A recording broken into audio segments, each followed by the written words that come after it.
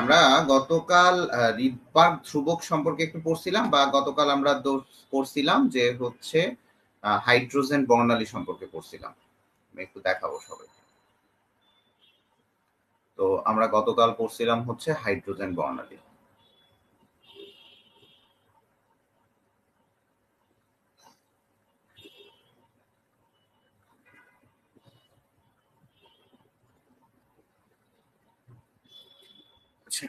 ওয়ালাইকুম আসসালাম। আচ্ছা, আপনারা যারা যারা আজকে থেকে ক্লাস করবেন না, কালকে থেকে আপনার গার্ডিয়ানের কাছে ফোন যাবে। আজকে আমি একটা লিস্ট পাঠিয়ে দিব রাতের বেলা। এই লিস্টটা আপনারা পূরণ করে দিবেন। এখানে যে কয়েকজন স্টুডেন্ট আছেন, কালকে থেকে ক্লাস না করলে গার্ডিয়ানের কাছে কল যাবে। ঠিক আছে, গার্ডিয়ানের কাছে কনফার্ম কল যাবে।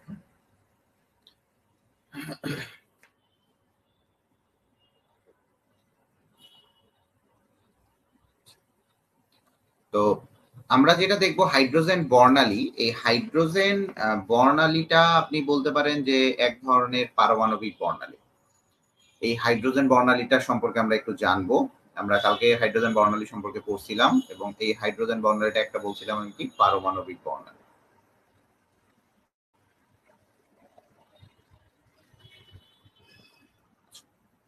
তো এই হাইড্রোজেন বর্ণালীটা পারমাণবিক বর্ণালী। তো দেখা যায় যে পরীক্ষার মাধ্যমে দেখা যায় যে ভিন্ন ভিন্ন মৌলের পরমাণুর পারমাণবিক বর্ণালী বিভিন্ন। অর্থাৎ বর্ণালীর এই যে বর্ণালীটা আছে, এটা হচ্ছে ভিন্ন ভিন্ন পরমাণুর জন্য বিভিন্ন।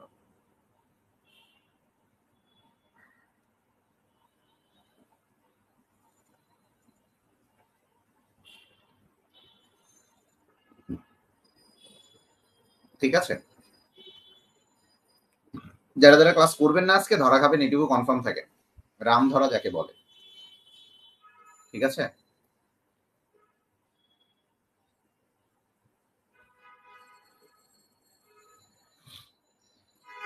যারা যারা ক্লাস করবেন না সেটাকে বলা হয় রাম ধরা। আর আজকে পর থেকে আপনার ক্লাস না করলেই আপনাদের গার্ডিয়ানের কাছে কল যাবে। আজকে রাতে দিব, রাতের মধ্যে আপনাকে ফর্মটা ফিল আপ করে দিতে হবে। ঠিক আছে, রাতেই দিয়ে দেবো।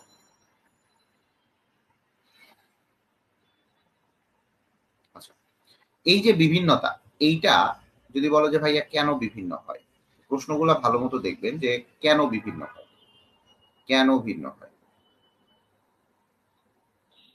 কেন হয়। ঠিক আছে, এই ভিন্নতা মূলত নির্ভর করে ইলেকট্রন কোন কক্ষপথ থেকে কোন কক্ষপথে স্থানান্তরিত হয়। এই ভিন্নটা কেন হয়? কারণ এটা হয় হচ্ছে ইলেকট্রন কোন কক্ষপথ থেকে,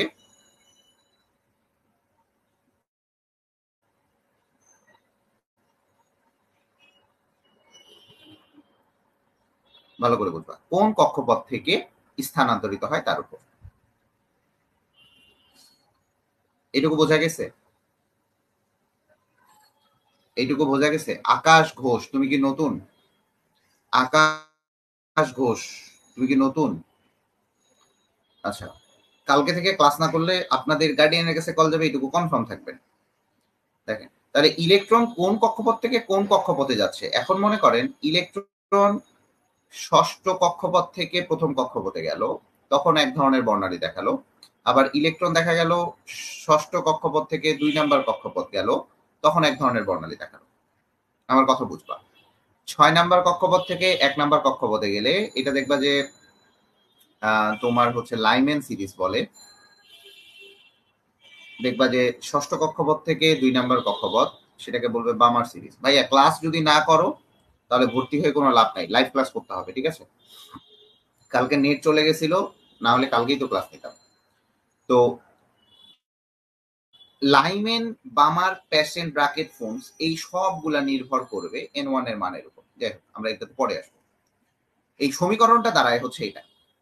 আমি আবারও বলি, যখন আমরা সমীকরণটা দেখবো তখন সমীকরণটা দাঁড়ায় হচ্ছে এটা, 1/λ ইজ ইকুয়াল টু RH। এটার মান হচ্ছে কত?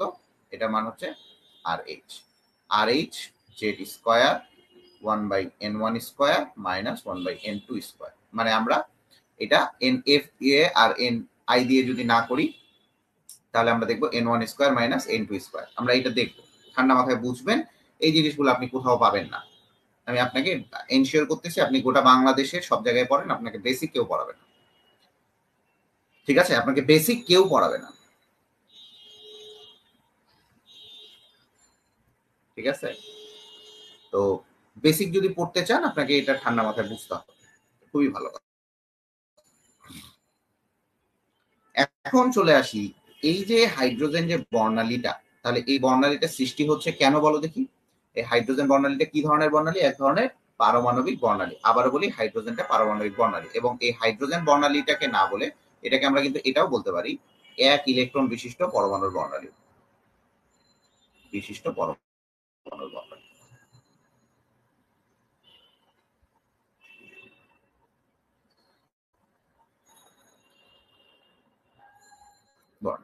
আচ্ছা, খুবই ভালো। এখন আসেন, আপনাদেরকে আমি একটু আগেই বলছিলাম যে আমরা এইটুকু পড়ছিলাম, ই ইকুয়াল টু হচ্ছে এইচ নিউ। পড়ছিলাম কিনা কমেন্ট করবেন এবং ঠান্ডা মাথায় বুঝবেন। আমরা এটা হচ্ছে 3 নাম্বার পোস্টুলেটে পড়ছিলাম, অথবা আমি এটা পড়ছিলাম ডেল ই ইকুয়াল টু হচ্ছে এইচ নিউ। পড়ছিলাম কিনা এটা করবেন। এই ডেল ই ইকুয়াল টু মানে হচ্ছে E two minus of E one. এইটুকু আমরা পড়ছিলাম, এইটুকু আমরা পড়ছিলাম কিনা বলবেন, হ্যাঁ জানাবেন। এইটুকু আপনার মনে আছে কিনা এইটুকু বলবেন। মনে আছে আপনার এইটুকু? মনে আছে এইটুকু আপনার?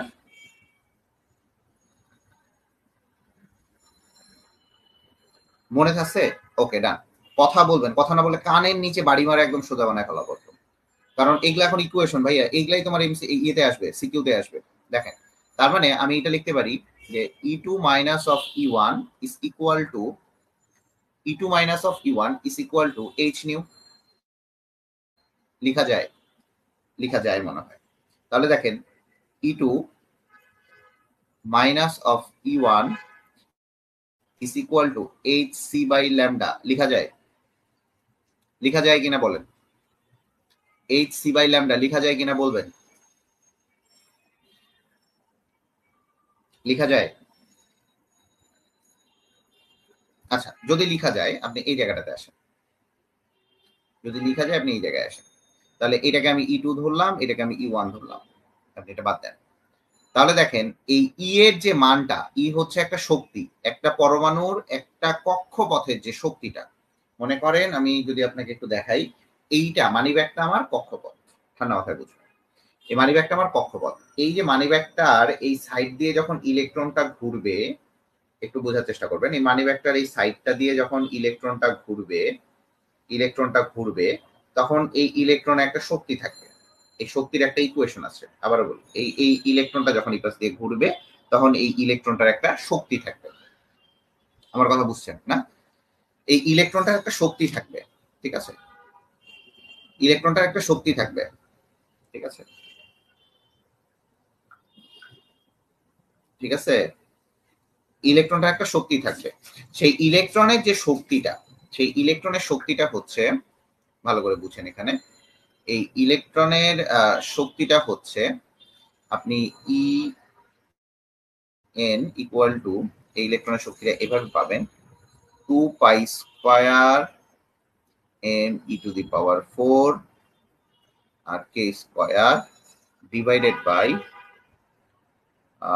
আপনার হচ্ছে এন স্কয়ার এইচ স্কয়ার। এটা পাবেন আপনি। এইটুকু ঠিক আছে?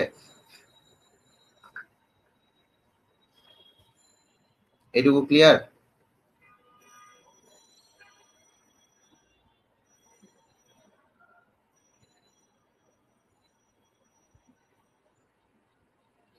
এইটুকু ক্লিয়ার কিনা দেখেন। মনে করেন এটা ইএন ইন্টু হচ্ছে 1/n²। ঠিক আছে? 1/n²। ঠিক আছে? যদি এটা হাইড্রোজেন পরমাণুর জন্য হয়। যদি এটা আপনার অন্য পরমাণুর জন্য হয়, তাহলে আমি এটা লিখবো z²/n²। ঠিক আছে? z²/n²। এটা হচ্ছে আমার আপনার ইলেকট্রন যখন, ভালো করে বুঝবেন, ইলেকট্রনের শক্তি, এনতম কক্ষপথের শক্তির সূত্র। একটু বুঝবেন, এটা এনতম কক্ষপথের শক্তির সূত্র। তো দেখেন, আপনি ই টু এর জন্য এক ধরনের এটা পাবে, আর ই ওয়ান এর জন্য এটা পাবে। ঠিক আছে?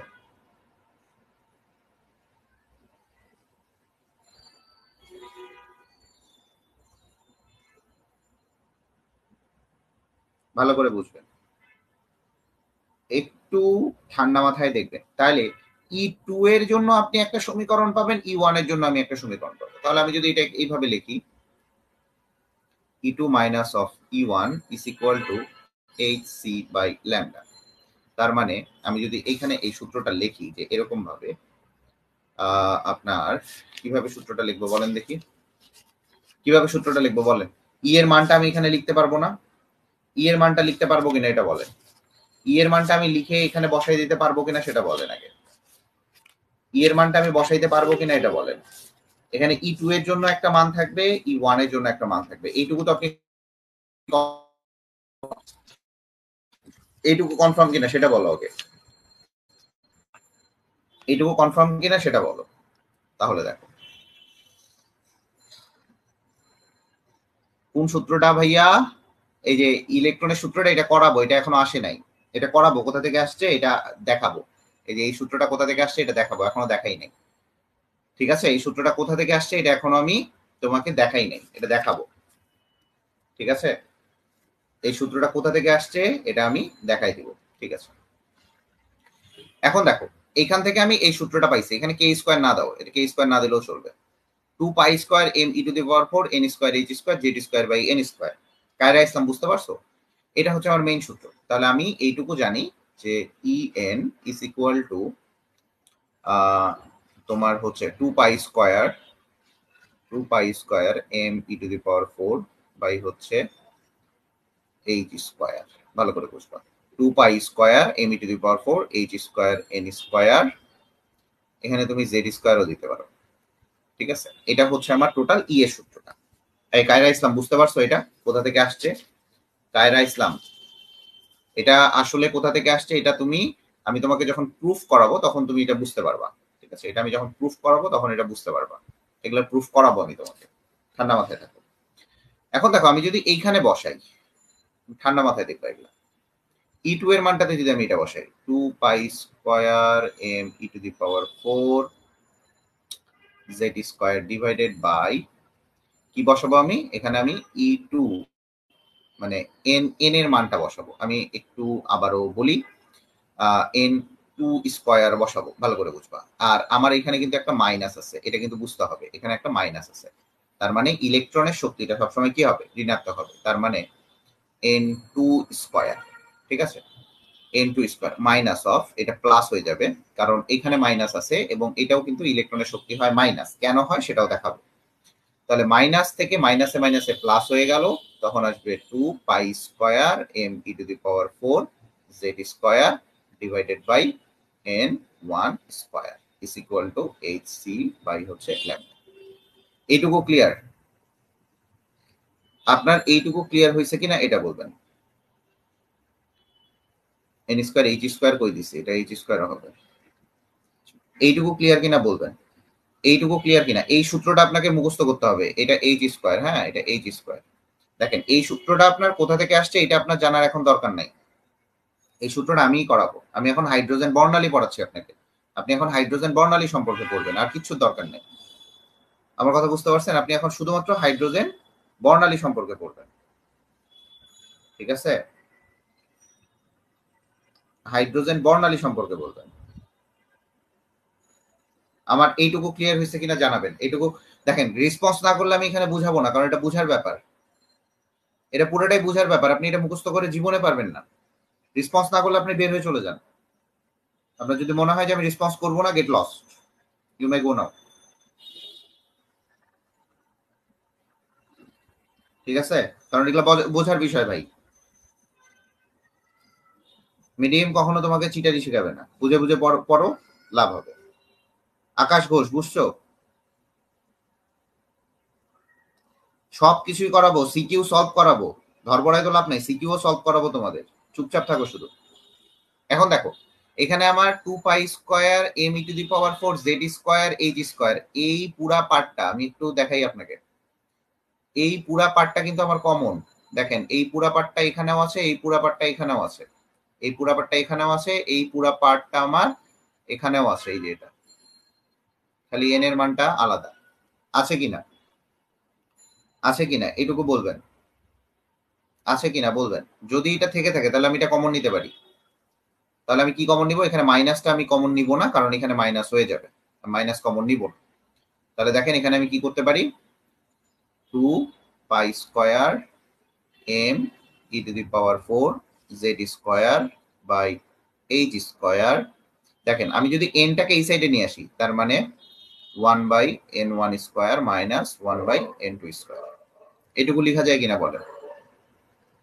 দেখেন আপনাকে অনেক জায়গায় এটা মুখস্থ করাবে, কিন্তু আমি এটা শেখাই। ইকুয়াল টু হচ্ছে hc বাই ল্যামডা। এটুকু ক্লিয়ার? আচ্ছা ঠিক আছে। মার্জিয়া রহমান জীবনের প্রথম ক্লাস করতে আসছো নাকি? মার্জিয়া রহমান জীবনের প্রথম ক্লাস করতে দেখলাম তোমাকে আমি। কায়রা ইসলাম ক্লাস করে, আরো ক্লাস করতো, দীপ্তি ক্লাস করে, আরেকটা মেয়ে ক্লাস করে, এই 3টা মেয়ে ক্লাস করে। এই পুরা পার্টটাকে আমি লিখতে পারি কি RH। এই পুরা পার্টটাকে আপনি RH লিখতে পারবেন না, কি লিখতে পারবেন একটু পরে আসতেছে। এখন দেখেন আমার দরকার 1 বাই ল্যামডা, দ্যাট মিন্স আমার ল্যামডার মানটা দরকার। মানে আমি এখানে তরঙ্গ দৈর্ঘ্য বের করব। আমার মেইন টার্গেটটা থাকবে আমি এখানে তরঙ্গ দৈর্ঘ্য বের করব। তরঙ্গ দৈর্ঘ্য বের করব, তরঙ্গ দৈর্ঘ্য অথবা তরঙ্গ সংখ্যা যেটাই বলো না কেন।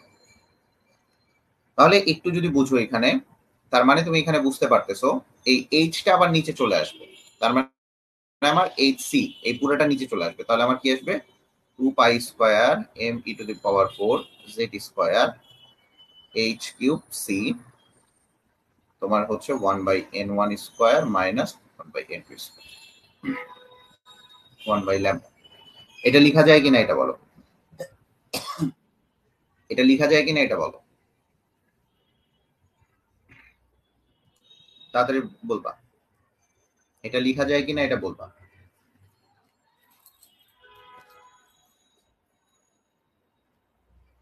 আচ্ছা এখন দেখো এটা লেখা যায়, ভালো করে বুঝবা। কারণ আমি এইচটাকে এই সাইডে নিয়ে আসছি আর সিটাকে ওইখানে নিয়ে আসছি। আমার মেইন টার্গেট হচ্ছে আমি ল্যামডা বের করবো অথবা 1 বাই ল্যামডা যেটাই বের করি না কেন। আচ্ছা যদি এটা লেখা যায় তাহলে দেখেন, যদি এটা লেখা যায় তাহলে এই জেড স্কোয়ারটা ভ্যারিয়েবল, এখানে জেড স্কোয়ারের প্রয়োজন কেন বলেন দেখি, প্রয়োজন কেন? জেড স্কোয়ার লিখবো কেন?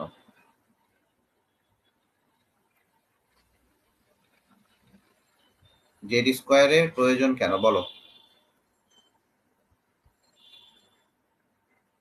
জেড স্কোয়ারের প্রয়োজন কেন কে বলতে পারবা, এনিওয়ান? আচ্ছা জেড স্কোয়ারের প্রয়োজন ইট ইজ বিকজ অফ, যখন দেখবো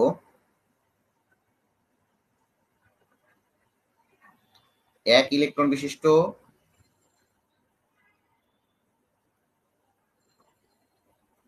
অন্য পরমাণু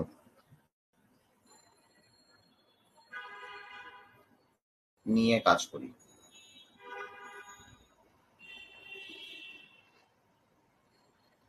তার মানে জেড স্কোয়ারটা প্রয়োজন হচ্ছে যখন তোমার এরকম থাকে, লিথিয়াম 2 প্লাস, বেরিলিয়াম 3 প্লাস,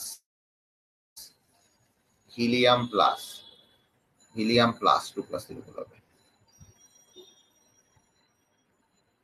দেখো ভালো করে বুঝবা এবং ঠান্ডা মাথায় এটা লিখবা, হিলিয়াম প্লাস। দেখো এর পারমাণবিক সংখ্যা 3, এর 4, এর হচ্ছে 2, এটা হচ্ছে এর পারমাণবিক সংখ্যা। তার মানে এগুলা হচ্ছে এর জেড এর মান, এগুলা হচ্ছে এদের জেড এর মান।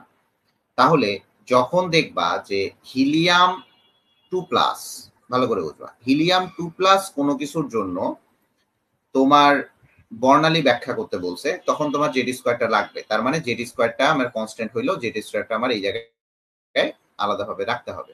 তার মানে আমি পুরাটা যে আছে 2 pi square m e to the power 4 ch cube, ভালো করে বুঝবা, 2 pi square m e to the power 4 2h cube, এইটাকে আমি লিখতে পারি আর h, এটাকে একটা ধ্রুবক ধরে নিতে পারি এবং এর মানটাকে বলা হয়, এটাকে বলা হয় রিডবার্গ ধ্রুবক। রিডবার্গ ক্যালকুলেশন করে দেখা যায় এই ধ্রুবকের কয়েকটা মান আছে, ক্যালকুলেশন করে দেখা যায় এই রিডবার্গ ধ্রুবক এখানে প্রত্যেকটাই পাই এর মান, ইলেকট্রনের ভর, ইলেকট্রনের আধান, এইচ এর মান, এইচ হচ্ছে প্ল্যাঙ্কের ধ্রুবক, আলোর বেগ, সি হচ্ছে আলোর বেগ, সবগুলা ক্যালকুলেশন করে দেখা যায় এটার মান আসে 109.678 পার সেন্টিমিটার। আমি আবার বলি 109 6 7 8 পার সেন্টিমিটার। এটা হচ্ছে সিজিএস ইউনিটে। সিজিএস ইউনিটে এটার এসআই ইউনিটে, এটার এসআই ইউনিটে মান আসবে হচ্ছে 1.0976 ইন্টু 10⁻7 পার মিটার। এটা হচ্ছে এসআই ইউনিটে।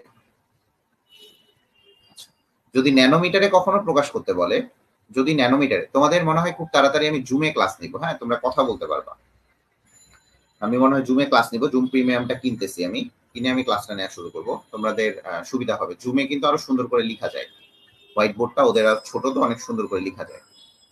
এখন দেখা যায় যে এই রিডবার ধ্রুবকের আরেকটা মান হচ্ছে 1.0976 ইন্টু 10⁻⁻2 পার ন্যানোমিটার। পার ন্যানোমিটার, এখানে আপনি ন্যানোমিটারও মানটা প্রকাশ করতে পারবেন। প্রশ্ন হচ্ছে ভাইয়া এখানে আমাদের এতগুলা মান মনে রাখার কি দরকার? দেখেন, তার মানে আমার এই যে সমীকরণটা দাঁড়াচ্ছে কি, আমার এই সমীকরণটা দাঁড়াচ্ছে হচ্ছে, দেখেন আমার কিন্তু এই সাইডে কি আছে একটু দেখবেন, এই সাইডে আমার আছে কি তো 1/λ। ভালো করে দেখেন, এই সমীকরণটাতে আমার এই জায়গাটাতে কি আছে 1/λ। তার মানে আমি এই পুরো সমীকরণটাকে আমি এইখানে লিখে দেই, এই পুরো সমীকরণটাকে আমি এই জায়গায় এইভাবে লিখতে পারি যে 1/λ is equal to R H Z square 1/n1 square minus 1/n2 square. এটুকু লেখা যায়। এই সমীকরণটাকে আমি যখন ইয়ে করব, একটু ছোট করব, এটা লেখা যায়। আচ্ছা, এখন চলে আসি ভাইয়া এখানকার পরিচয়গুলো দেন। 1/λ equal to R H Z square 1/n1 square minus 1/n2 square. দেখো এই জায়গা থেকে প্রচুর এমসিকিউ আছে, সিকিউ আছে, ভার্সিটিতে ভরা কোশ্চেন, ভার্সিটিতে ভরা কোশ্চেন এই জায়গা থেকে। এই জায়গায় ল্যামডা হচ্ছে তরঙ্গ দৈর্ঘ্য, আমি আপনাকে এর আগে এই জন্যই সবগুলা পড়াই নিছি যে তরঙ্গ দৈর্ঘ্য জিনিসটা কি। এখানে আরএইচ হচ্ছে রিডবার্গ ধ্রুবক, যেটার আমি এর আগেও বলছি। আচ্ছা, এই আরএইচ এর মানটা একটু বোঝার চেষ্টা করবেন। আরএইচ এর মানটা আমরা সেই এককে বসাবো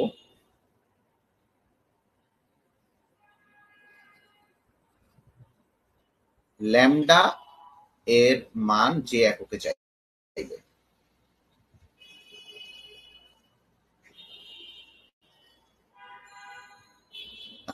যদি আপনি এটা না করেন তাহলে এটা কনভার্ট করে নিতে হয়, বাট এটা আমি সহজ ভাষায় বললাম। যদি ল্যামডার মান চাই সেন্টিমিটারে, তাহলে আপনি আরএইচ এর মান বসাবেন পার সেন্টিমিটারে। যদি ল্যামডার মান চাই মিটারে, তাহলে আরএইচ এর মান বসাবেন আপনি পার মিটারে। যদি ল্যামডার মান চায় ন্যানোমিটারে, আপনি যদি এখন বলেন ভাই আমি যে কোনো একটাতে করবো, হ্যাঁ করে আপনি কনভার্ট করে নিতে পারবেন, করে আপনি কনভার্ট করে নিতে পারবেন। যে ল্যামডার মান কিভাবে কনভার্ট করব এই সেই এগুলো আমি আপনাকে এর আগেও বলছিলাম। তাহলে আরএইচ এর মান যদি ন্যানোমিটারে চাই, তাহলে আরএইচ এর মান পাবেন পার ন্যানোমিটারে। ঠিক আছে, তো অনেক সময় ল্যামডার মান অ্যাংস্ট্রমেও চায়, আপনি ন্যানোমিটারে বের করে অ্যাংস্ট্রমে বের করে নেন, ন্যানোমিটারে বের করে অ্যাংস্ট্রমে বের করে নেবেন। আবারও বলি, ন্যানোমিটারে বের করে অ্যাংস্ট্রমে বের করে নেবেন।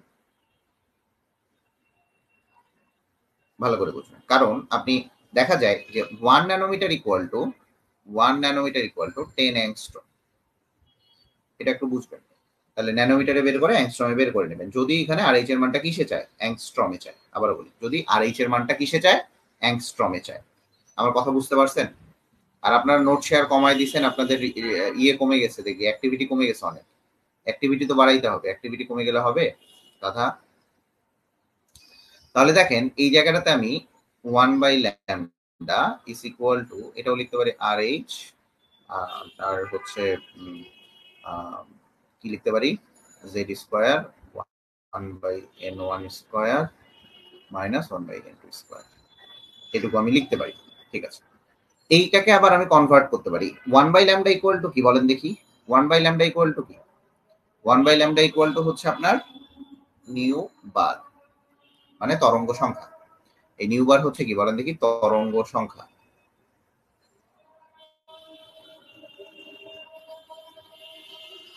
তরঙ্গ সংখ্যা, ঠিক আছে। তাহলে তাহলে দেখবেন এই নিউ বার ইকুয়াল টু তরঙ্গ সংখ্যা, তার মানে আমি নিউ বার ইকুয়াল টু লিখতে পারি R H Z square 1/n1 square minus 1/n2। আচ্ছা ভাইয়া n1 এবং n2 এর কথা বললেন না। আচ্ছা একটু আজানটা শেষ হোক, আমরা তারপরে শুরু করি। হ্যাঁ, আজানটা শেষ হোক, আপনারা আজানের উত্তর দিয়ে দেন, আজানটা শেষ হোক।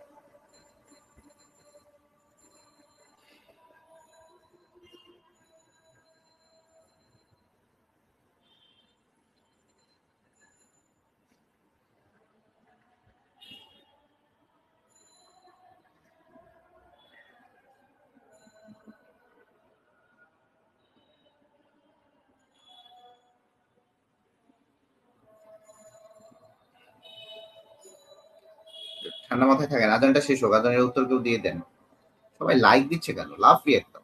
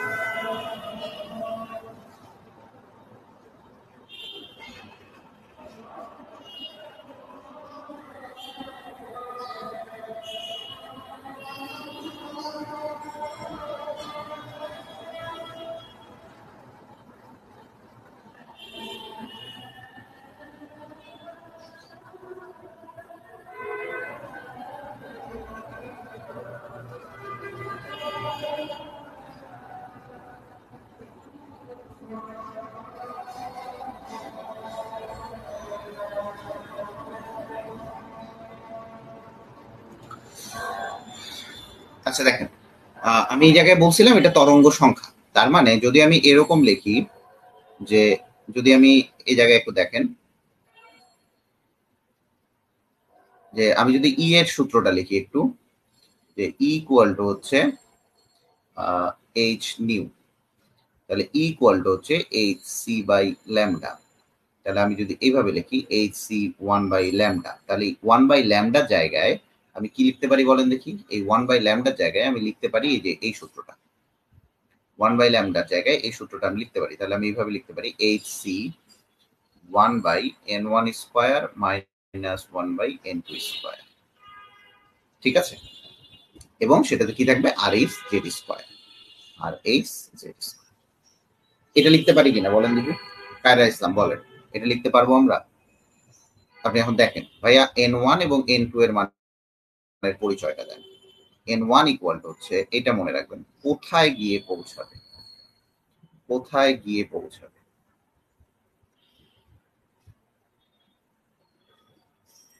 আর n2 হচ্ছে কোথা থেকে আসবে।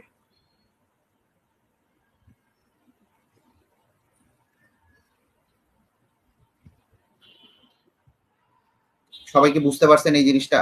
যে তাহলে আমরা এই জায়গায় কি লিখতে পারি? E2 minus of E1 is equal to, এটাও লিখতে পারি HC 1 by N1 square minus 1 by N2 square। যদি আপনার E2 minus F E1 না চায় তাহলে আপনি লিখতে পারেন যে এই শক্তিটা কত, যে এক কক্ষপথ থেকে আরেক কক্ষপথে গেছে এই শক্তিটা কত, ইজিলি লিখতে পারবেন এখানে।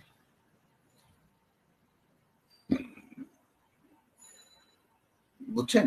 এটা ইজিলি লিখতে পারবেন। এটা লিখতে পারবেন কিনা এটা বলেন। এখন পারবেন কিনা এই কথা বলেন না কেন আপনারা, আপনার থাপড়ানো উচিত হবে।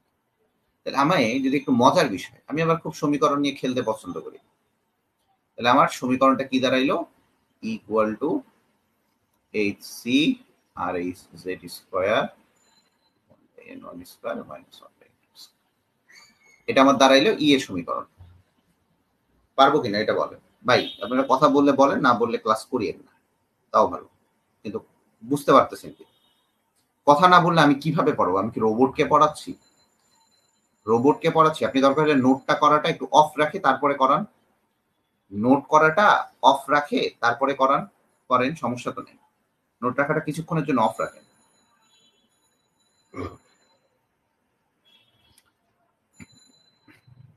কিছুক্ষণের জন্য অফ রাখেন নোট করেন। আমি কি রোবট পড়াচ্ছি নাকি? রোবট তো পড়াচ্ছি না। দেখেন খুব মজাদার বিষয়। আমি আবার এগুলাতে আসলে এত পছন্দ করি এইসব জিনিস। আচ্ছা, তো আমার টোটাল এই জিনিসটা দাঁড়ায় গেল।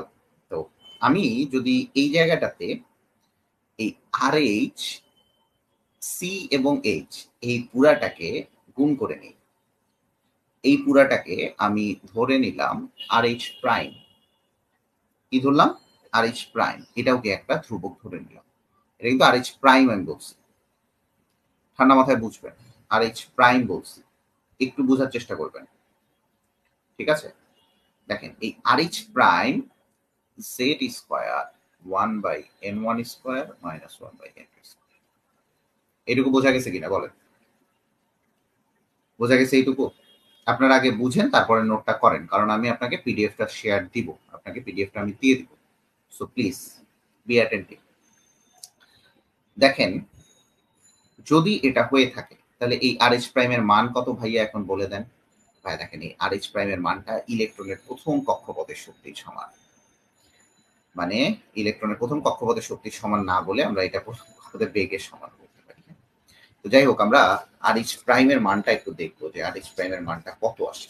ইলেকট্রনের প্রথম কক্ষপথের শক্তির সমান আসে না কি আসে সেটা আমরা দেখবো।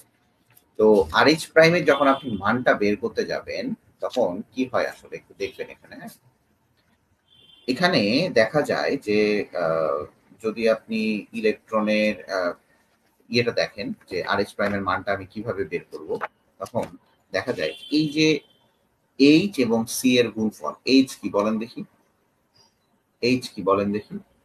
আচ্ছা, এখন যেটা আমি আপনাকে বলছিলাম যে RH প্রাইমের মানটা কিভাবে পাওয়া যায়? RH প্রাইমের মানটা পাওয়া যায় যে ইলেকট্রনের প্রথম কক্ষপথের শক্তির সমান এই RH প্রাইমের মানটা। আবারও বলি, এই RH প্রাইমের মানটা হচ্ছে ইলেকট্রনের প্রথম কক্ষপথের শক্তির সমান, এবং সেটা হবে কত? 2.18 ইন্টু 10⁻18 জুল। আর এইচ এর মানটা কত হবে? 2.18 into 10⁻18 joule into Z square 1 by N1 square minus 1 by N2 square. এটুকু ক্লিয়ার? তাহলে এই সূত্রটাকে আমি কতভাবে লিখতে পারি? তাহলে রিডবার্গ সমীকরণটা আমার কতভাবে আসলো? দেখেন রিডবার্গ সমীকরণটা আমার অনেকভাবে আসলো। এখন আসি রিডবার্গ সমীকরণটা কি কতভাবে আসলো। আপনারা কি আমার কথা বুঝতে পারতেছেন?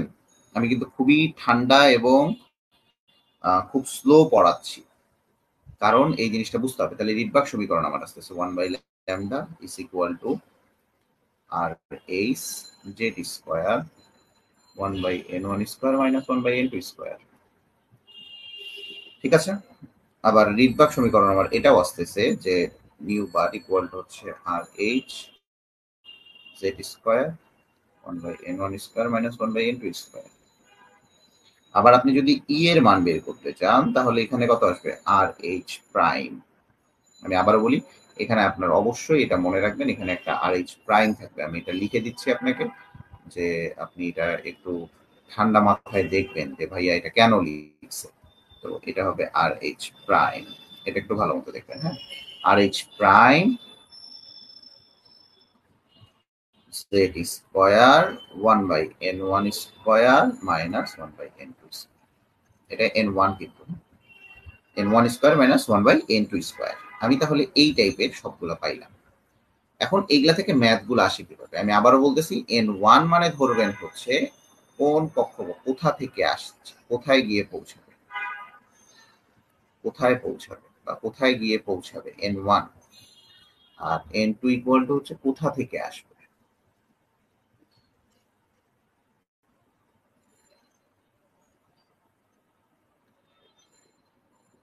আপনি এইটুকু বুঝতে পারছেন কিনা? এইটুকু বললেই আমার মোটামুটি জানা হয়ে যাবে।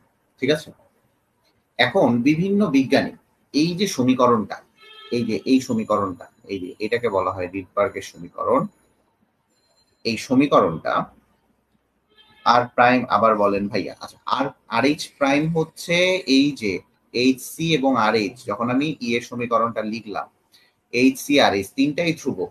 এটাকে আমি আরেকটা ধ্রুবক ধরে নিলাম, সেটা হচ্ছে আর এইচ প্রাইম। আর কিচ্ছু না, সেটাকে আমি আরেকটা ধ্রুবক ধরছি, সেটা আর এইচ প্রাইম। এটুকু ক্লিয়ার? সেটাকে আমি আরেকটা ধ্রুবক ধরছি, সেটা হচ্ছে আর এইচ প্রাইম। এটুকু ক্লিয়ার হয়েছে কিনা বলেন? এটুকু হইলেই হবে। কায়রা ইসলাম বুঝছেন? কায়রা ইসলাম, আপনি এভাবে কন্টিনিউ করেন, ইনশাল্লাহ ভালো কিছু হবে। কোথায় গিয়ে পৌঁছাবে? ঠিক আছে? এই যে রিডবার্গের সমীকরণ, এটার প্রথম ধারণা দিয়েছিল, আমি আবারও বলি, এটার প্রথম ধারণাই দিয়েছিল বিজ্ঞানী, দেখো, বিজ্ঞানী বামার প্রথম ধারণা দিয়েছিল বিজ্ঞানী বামার।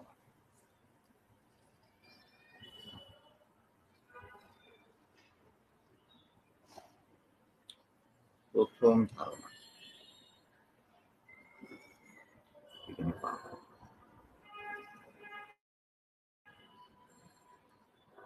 বিজ্ঞানী বামার এবং আরএইচ এর পরীক্ষালব্ধ প্রমাণের আগে আরএইচ এর প্রথম ধারণা কে দিছিল? এর প্রথম ধারণা, আরএইচ এর প্রথম ধারণা দিছিল হচ্ছে বিজ্ঞানী বোর। বিজ্ঞানী বোর, দেখেন আরএইচ এর প্রথম ধারণাটাই দিয়েছিল বিজ্ঞানী বোর।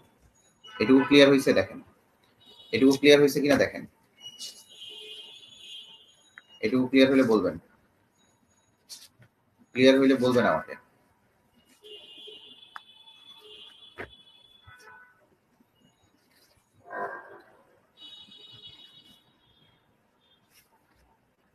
ক্লিয়ার হয়েছে?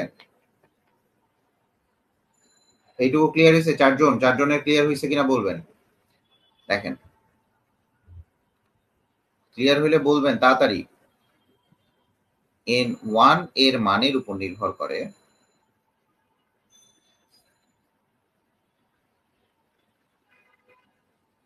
আজকে নোট কে ফার্স্টে শেয়ার করবেন, ওকে আমি 20 টাকা লোড দিব সঙ্গে সঙ্গে। নোট যে শেয়ার করবেন ওকে 20 টাকা লোড দিব সঙ্গে সঙ্গে। মানের উপর ভিত্তি করে তোমার বিভিন্ন সিরিজের নাম করা হয়। কে করবেন? নামকরণ করা।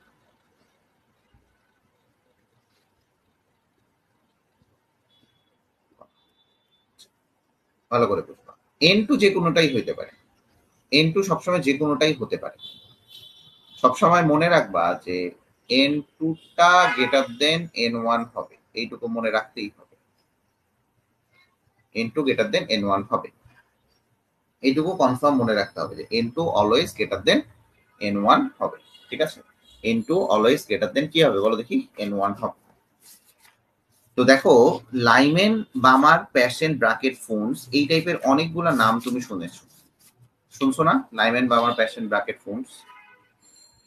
হুম, শুনছো এই নামগুলা? Lyman, Balmer, Paschen, Brackett, Pfund, নাম শুনেছো?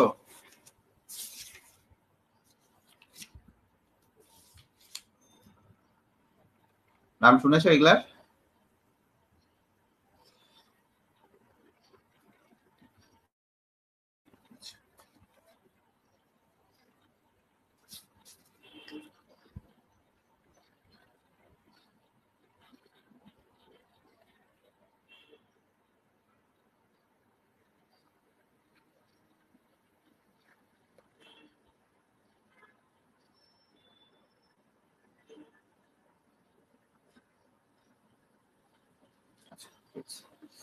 এগুলো অরবিটাল নেম না, গাধা কোথাকার, এগুলো অরবিটাল নেম, এগুলো বিভিন্ন সিরিজের নাম, এগুলা বিভিন্ন সিরিজের নাম, যে Lyman, Balmer, Paschen, bracket, foods, এগুলা বিভিন্ন সিরিজের নাম, একটু বুঝবা।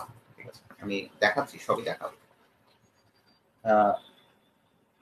দেখো, সবসময় মনে রাখবা যে N2 সবসময় গেটার দেন N1 হবে। পঞ্চম ব্যক্তি কে আসলো এখন? পঞ্চম ব্যক্তি, তোমার এত কাজ। দেখো, তাহলে দেখো, N1 এর মান যখন 1, তখন সেটাকে বলবো লাইমেন সিরিজ।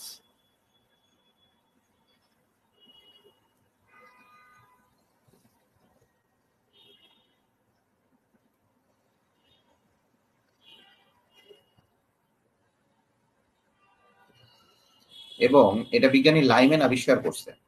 বিজ্ঞানী লাইমেন আবিষ্কার করছে 1906 সালে। 1906 সালে। এবং এইটা কোন রিজিয়নে দেখা যায়? এইটা হচ্ছে দেখা যায় ইউভি রিজিয়নে, আলট্রা ভায়োলেট রিজিয়নে দেখা যায়। পঞ্চম ব্যক্তি কে এসেছিল? কে এসেছিল? আচ্ছা, ইউভি রিজিয়নে। এখন দেখো, এই লাইমেন সিরিজের N2 এর মান, N2 এর মান কোথা থেকে তাহলে স্টার্ট হবে? আমি বলছি N2 always greater than N1 হবে। তার মানে 2 থেকে স্টার্ট হবে, 2 থেকে তুমি চালাইতে পারো, ইনফিনিটি পর্যন্ত যাবে। N1 এর মান যখন 2 হবে, তখন সেটাকে বলবো বামার সিরিজ। বামার সিরিজ। এবং সেটা আবিষ্কার করা হয়েছিল 1885 সালে। এটাই সর্বপ্রথম সিরিজ। যদি বলে সিরিজটা কি জিনিস, আছে সিরিজটা কি জিনিস, এটা কেমন বুঝাই? একটা চক্রাকার পর্যায়, একটা চক্রাকার পর্যায়, যে লাইনম্যান সিরিজ, বামার সিরিজ, সালগুলা মনে রাখতে হবে। আমি যা লিখে দিব তাই মনে রাখবে। এই একমাত্র বামার সিরিজটাই পাওয়া যায় হচ্ছে ভিজিবল রিজিয়নে, মানে দৃশ্যমান আলো। ভিজিবল রিজিয়নে বামার সিরিজটা পাওয়া যায় একমাত্র দৃশ্যমান অঞ্চলে। এটা হচ্ছে অতি বেগুনি, এটার বাংলা হচ্ছে অতি বেগুনি রশ্মি। ভিজিবল মানে হচ্ছে দৃশ্যমান। এখানে N2 এর মানটা হবে 3 থেকে স্টার্ট হবে। দ্যাট মিনস আমি অলওয়েজ বলছি N2 গ্রেটার দেন N1 হবে। N2 গ্রেটার দেন N1 হবে।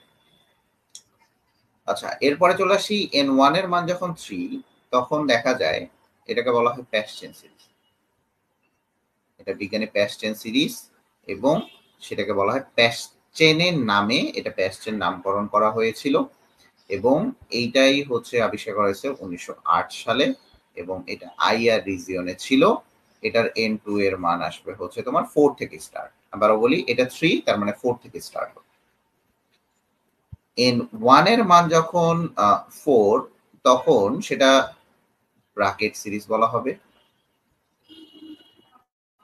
এবং সেটা আবিষ্কার হয়েছে 1922 সালে। এবং সেটাও আইআর রিজিয়নে অবস্থিত। সেটাও আইআর রিজিয়নে। সেখানে N2 এর মান হলো 5 থেকে স্টার্ট।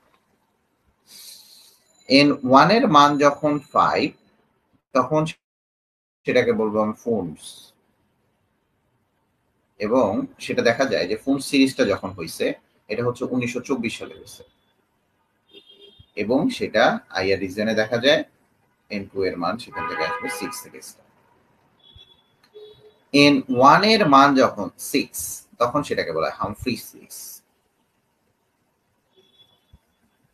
N1 এর মান যখন 6, তখন সেটাকে কি বলা হবে? হামফ্রেশ বা হামফ্রিস সিরিজ। এটা 1953 সালে আবিষ্কার করা হয়েছে বিজ্ঞানী হামফ্রিস। এটা 1953 সালে এটা আবিষ্কার করা হয়েছে। এখানে এটাও আইআর রিজিয়নে দেখা যায়। ঠিক আছে, আইআর রিজিয়নে দেখা যায়। এটা হচ্ছে অদৃশ্য অবলোহিত, সম্পূর্ণ ভিন্ন তরিকা।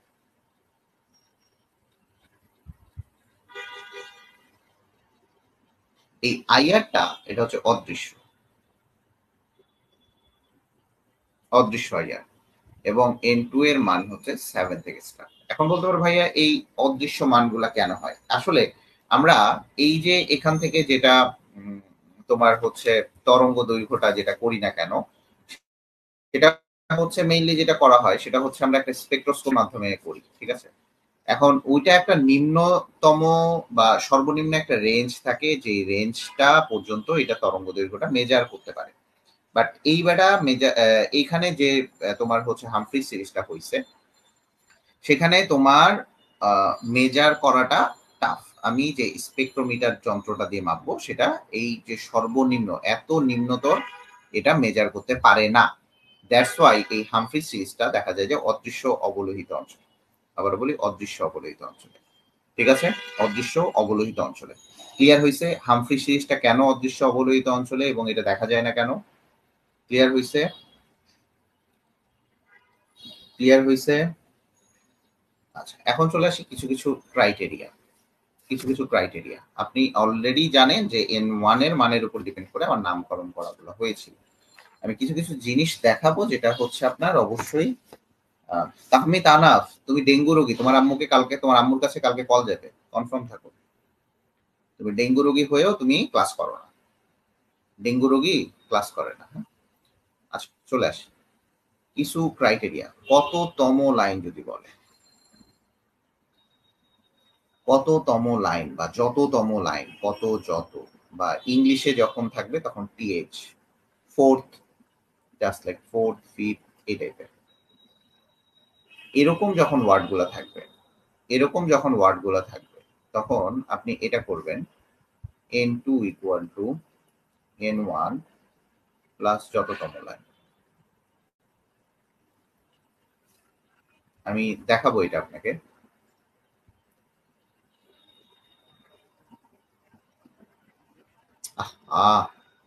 কালকে যারা যারা ক্লাস করেন না ওদের আম্মার কাছে ফোন যাবে, কনফার্ম থাকে। আম্মা বা আব্বা যার কাছেই বলে।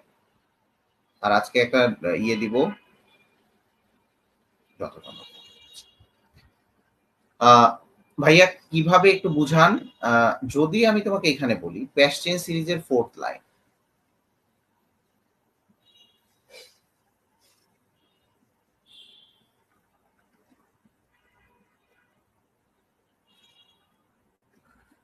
তাহলে তুমি দেখো প্যাশ্চেন সিরিজের ফোর্থ লাইন মানে তুমি কি বুঝো? প্যাশ্চেন সিরিজের ফোর্থ লাইন মানে তুমি বুঝো N2 is equal to প্যাশ্চেন সিরিজের জন্য N1 এর মান হচ্ছে 3।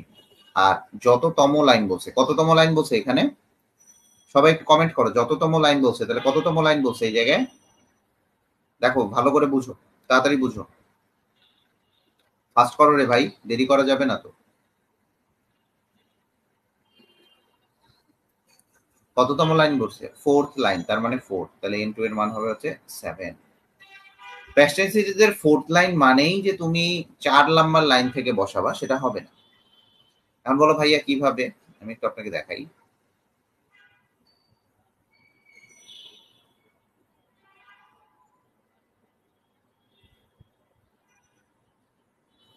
আমি এখানে বের করবো প্যাশ্চেন সিরিজের ফোর্থ লাইন।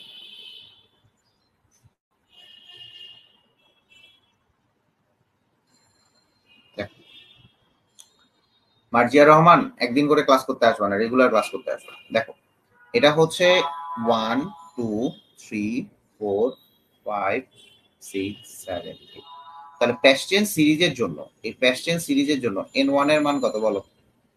প্যাশ্চেন সিরিজে N1 এর মান কত? গুনো লাইমেন বা আমার প্যাশ্চেন, মানে 3 নাম্বার। প্যাশ্চেন সিরিজের জন্য লাইমেন এই এর মান কত? N1 এর মান কত বলো? সবাই কমেন্ট করো তাড়াতাড়ি। তাহানাফ কি তাহমিদ আহনাফ এবার চলে গেছে চিটাইঙ্গা।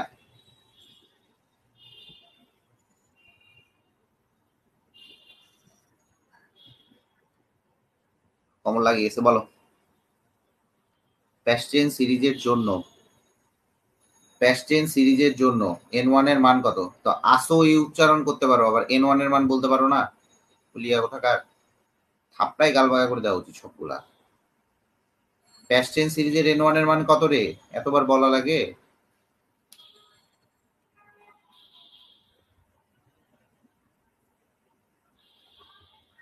দেখো প্যাশ্চেন সিরিজের N1 এর মান কত? তাড়াতাড়ি বলো। ভালো লাগে না এত দেরি করলে হয়? গাধারা। ম্যাথ আছে কতগুলো তুমি জানো? 3, গুড, এই তো 3। তার মানে শুরুই হবে, এইটা হবে প্যাশ্চেন সিরিজের ফার্স্ট লাইন। এটা হবে কি লাইন বলো দেখি? First line. এইটা হবে তার সেকেন্ড লাইন, এটা হবে তার সেকেন্ড লাইন,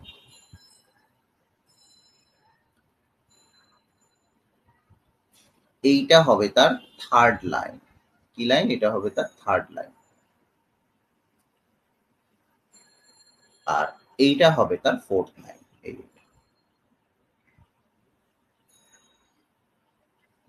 তাহলে দেখো কোথা থেকে আসতেছে, 7 নাম্বার থেকে যখন 3 নাম্বারে আসবে তখনই সেটা হবে ফোর্থ। আর এটা হচ্ছে তার সূত্র, বের করা সূত্র, আর এটা হচ্ছে থিওরি।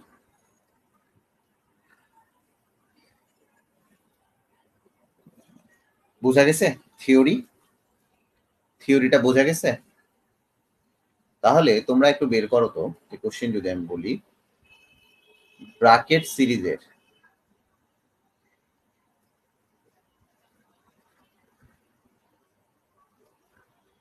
ফিফথ লাইন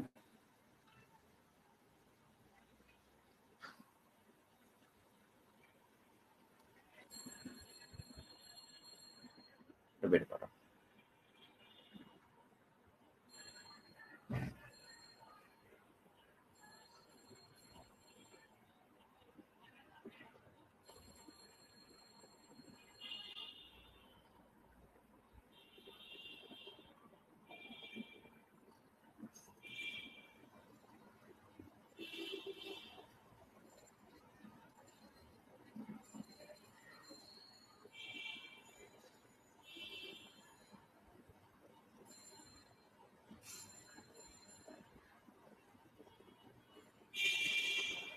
নয় নাম্বার, আচ্ছা, বলা হয়েছে ফিফথ লাইন।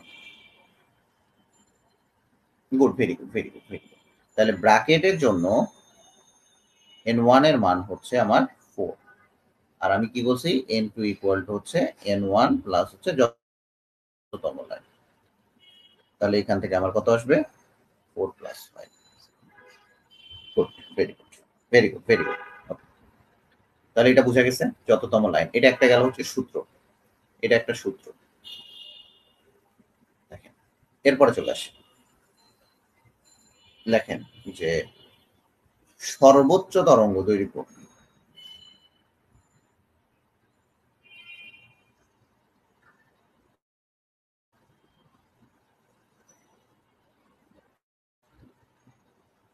অথবা, এটা মনে করবেন, সর্বনিম্ন তরঙ্গ সংখ্যা, সর্বনিম্ন তরঙ্গ সংখ্যা।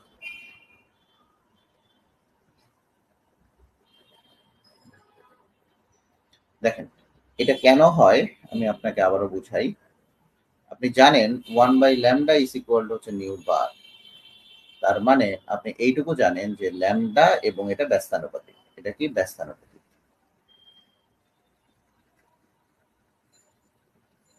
তাহলে ল্যামডা যদি বড় হয়, ল্যামডা বড় হলে নিউ বার কি হবে? ছোট হবে। ল্যামডা বড় হলে কি হবে? নিউ বার ছোট হবে। ক্লিয়ার? ল্যামডা বড় হলে নিউ বার ছোট হবে।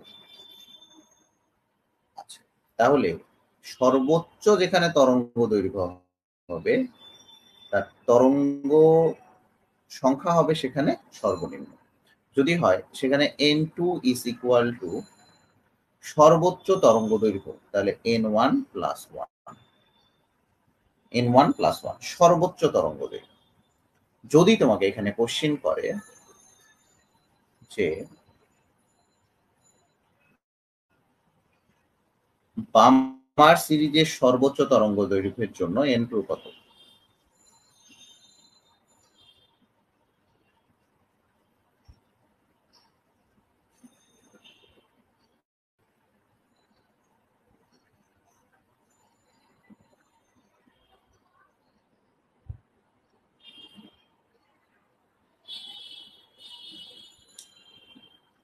বামার সিরিজের সর্বোচ্চ তরঙ্গ দৈর্ঘ্যের জন্য n2 equal two what?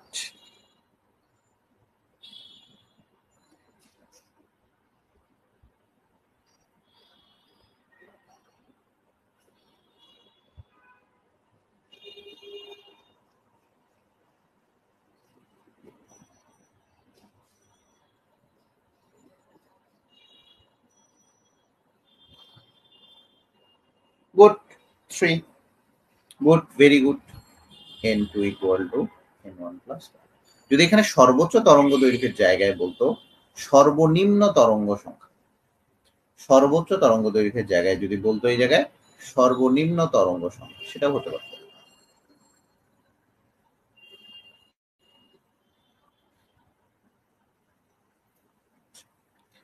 Clear? আচ্ছা, ডান, ঠিক আছে। এরপরে চলে আসি সর্বনিম্ন তরঙ্গ দৈর্ঘ্য। তাহলে তরঙ্গ সংখ্যা কি হবে? সর্বনিম্ন তরঙ্গ দৈর্ঘ্য বললে এখানে তরঙ্গ সংখ্যাটা কি হবে? সর্বোচ্চ হবে না? তরঙ্গ সংখ্যাটা কি হবে বলো দেখি? সর্বোচ্চ হবে না?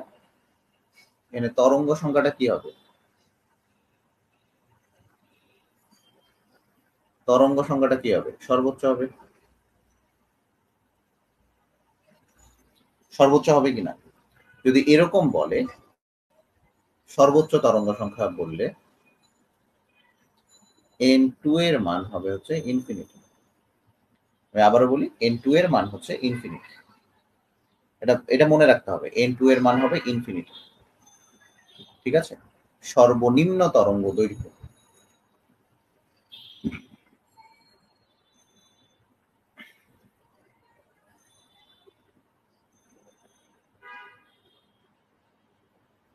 আর সর্বোচ্চ তরঙ্গ সংখ্যা। ক্লিয়ার এইটুকু? এখন এটা এভাবেও বলতে পারে, দেখেন এটা যদি এভাবেও থাকে, আমি এখানে এটা দেখাইছি, তার মানে আমি যদি এটা এরকম করে দেখি ইকুয়াল টু হচ্ছে h nu h C by lambda, আবার নিউ ইকুয়াল টু আপনি দেখেন নিউ ইকুয়াল টু হচ্ছে সি বাই ল্যামডা।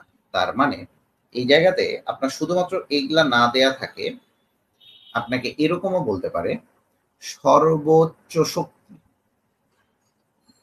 সর্বোচ্চ শক্তি, সর্বোচ্চ শক্তি ওয়ার্ডটা আপনার এখানে দেয়া থাকতে পারে। ঠিক আছে? বা সর্বোচ্চ কম্পাঙ্ক, ভালো করে বুঝবেন, একটু বুঝবেন যে এখানে কি হয়। ঠিক আছে?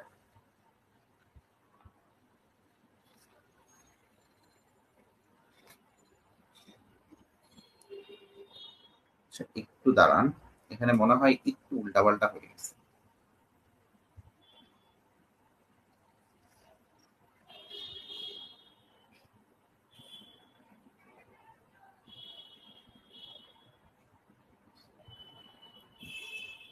দেখেন এখানে সর্বোচ্চ শক্তি বলতেও পারে, সর্বোচ্চ শক্তি এখানে বলবে না, বিকজ অফ এটা সর্বনিম্ন শক্তি হবে। আমি তো এটা ভুল লিখছি।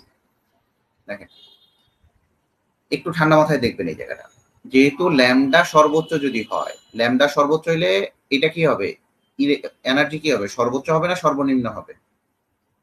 এটুকু দেখেন, ল্যামডা যদি সর্বোচ্চ হয় তাহলে ইটা কি হবে? সর্বোচ্চ হবে না সর্বনিম্ন হবে?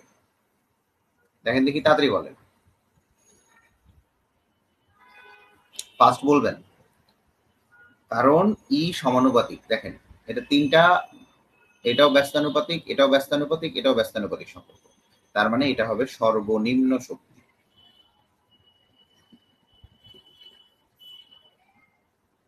অথবা এটাও দেখেন ব্যস্তানুপাতিক, এটাও ব্যস্তানুপাতিক, বা সর্বনিম্ন ফ্রিকোয়েন্সি।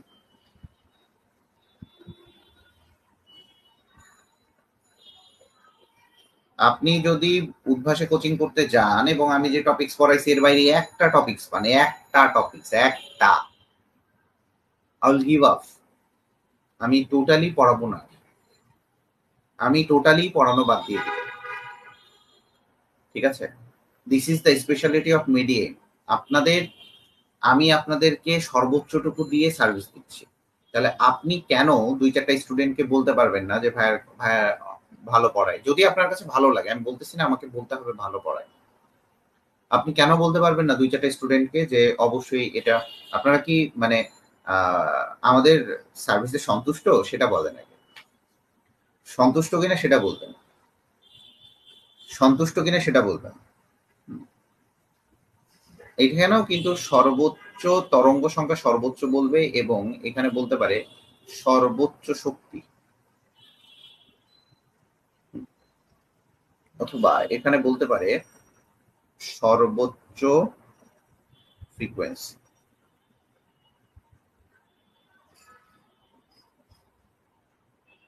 এই জিনিস বলতে পারি। আমি আবারও বলি, আপনারা কি আমাদের সার্ভিসে সন্তুষ্ট? দেখেন, সত্যি কথা বলতে কোনোদিন ভয় পাবেন না। সত্যি কথা বলতে কোনোদিন ভয় পাবেন না। সত্যি কথা বলতে কোনোদিন ভয় পাবেন না। সত্যিই হয়তোবা আপনাকে অনেক দূর নিয়ে যাবে। আপনার যদি ভালো লাগে তাহলে বলবেন ভালো। আর যদি ভালো না লাগে তাহলে বলবেন ভাইয়া ভালো না, ভাল লাগতেছে না। এটা বাস্তব। এইগুলা হইলে আপনারা ২-৪ টা ফ্রেন্ডকে বলতে পারেন যে ভাইয়া বা মেডিএম এর এই কোর্সটা অনেক ভালো। কারণ এখানে কিন্তু আমি হ্যান্ডেল করতেছি। অপু ভাই যেমন বায়োলজিটা একাই হ্যান্ডেল করতেছে। ওখানে কিন্তু অন্য কাউকে পড়াইতে দেয় নাই। তার মানে আমি এখানে হ্যান্ডেল করতেছি। আমি এখানে অন্য কাউকে পড়াইতে দিচ্ছি না বা দেই নাই এখন। আমি অলরেডি একটা টিচার ছিল, টিচার আছে একজন আমারও সিনিয়র। উনার কাছে উনাকে এখনো ক্লাস দেওয়া হয়নি। আপনাদের যদি ভালো লেগে থাকে তাহলে আপনি এটা অবশ্যই করবেন। ঠিক আছে? তাহলে আমরা এখান থেকে ম্যাথে চলে যাই। আমার এখান থেকে ম্যাথে চলে যেতে হবে এবং আরেকটা সূত্র লিখবেন শুধুমাত্র। লেখেন, সৃষ্ট বর্ণালীর রেখার সংখ্যা, সৃষ্ট বর্ণালীর সর্বোচ্চ রেখার সংখ্যা। লেখেন, সৃষ্ট বর্ণালীর সর্বোচ্চ রেখার সংখ্যা।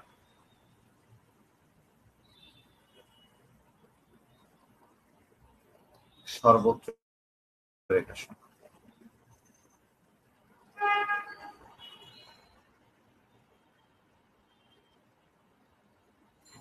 তো সৃষ্ট বর্ণালীর সর্বোচ্চ রেখার সংখ্যা যখন আপনি নির্ণয় করবেন, দেখেন আমি আপনাদের এমনও হইতে পারে আপনাদের ব্যাচটা আমার শেষ, এরকম হইতে পারে। জব করতেছিলাম, আমি জবে ঢুকছিলাম, জবটা ছেড়ে দিয়েছি। বাট এমনও হতে পারে যে আপনাদের এটা আমার লাস্ট ব্যাচ। জব করতে হতে পারে, তবে নাও হতে পারে, কারণ পিএইচডি তে ভর্তি হবো, তো পিএইচডি তে ভর্তি হলে আর এখন জব করব। সৃষ্ট বর্ণালীর সর্বোচ্চ রেখার সংখ্যা যখন আপনি নির্ণয় করবেন, একটু বোঝার চেষ্টা করবেন এখানে, তখন আপনার সূত্রটা দাঁড়াবে এরকম যে n2 minus of n1 n2 minus of n1 plus 1 divided by হচ্ছে 2, ডিভাইডেড বাই হচ্ছে 2।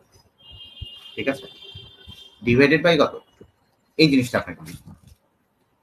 ঠিক আছে? এই জিনিসটা আপনাকে বুঝতে হবে।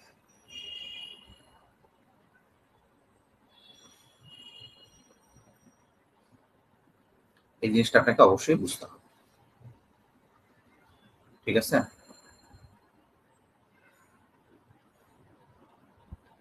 ক্লিয়ার এটুকু? এটুকু ক্লিয়ার কিনা বলেন? আচ্ছা, চলে আসি ম্যাথমেটিক্যাল প্রবলেম। হাজারি স্যারের বই কার কার কাছে আছে? হাজারি স্যারের বই কার কার কাছে আছে? ম্যাথমেটিক্যাল প্রবলেমে চলে আসি। একটু ফাস্ট করবেন। হাজারি স্যারের বই কার কার কাছে আছে? একটু ফাস্ট করবেন।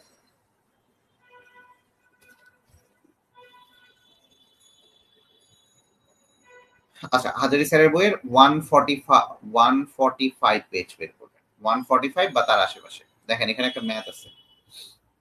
নিউ এডিশনটা, ঠিক আছে, নিউ এডিশন 145 বের করেন। 145 দেখেন 2.38 ম্যাথটা দেখবেন। 2.38, এটা হচ্ছে হাজারি স্যার।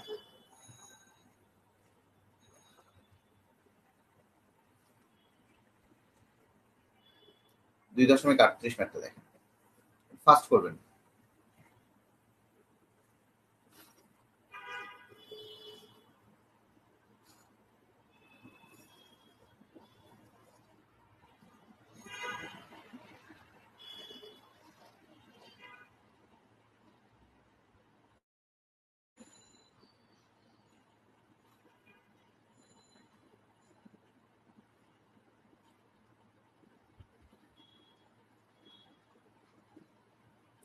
আপনারা আজকে কয়জন কয়টা করে ফ্রেন্ড ইনভাইট দিবেন বলেন?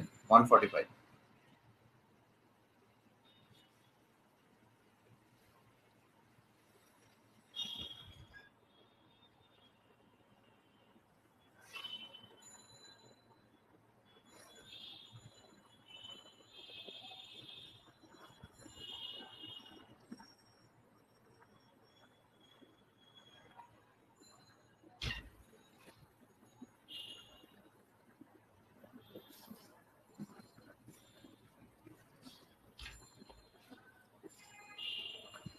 আচ্ছা, নিউ এডিশন 150 তে যাই না, এটা আশপাশে হবে। এটা আশপাশে হবে, আমি শিওর জানি না। দেখেন 2.38, আমি প্রশ্নটা একটু বলি। হাইড্রোজেন পরমাণুর ইলেকট্রনটি বোর অরবিটাল, আমি আবারও বলি, হাইড্রোজেন পরমাণুর ইলেকট্রনটি, এই যে হাইড্রোজেন পরমাণুর যে ইলেকট্রনটা আছে সেটা হচ্ছে বোর অরবিটাল। ভালো করে বুঝবো।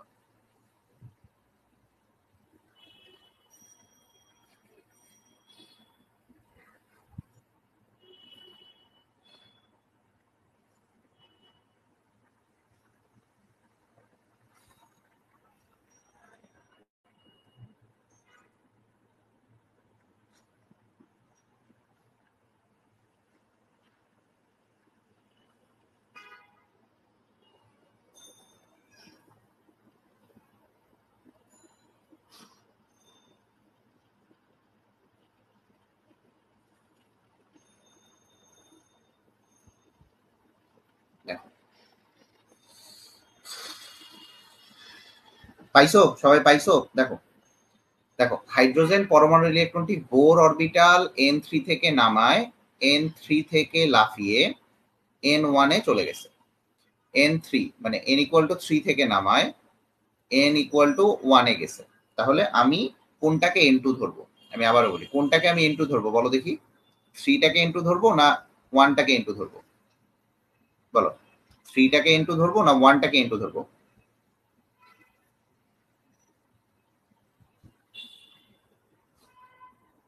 তাড়াতাড়ি বলো, 3টাকে N2 ধরবো না 1টাকে? তাড়াতাড়ি বলো।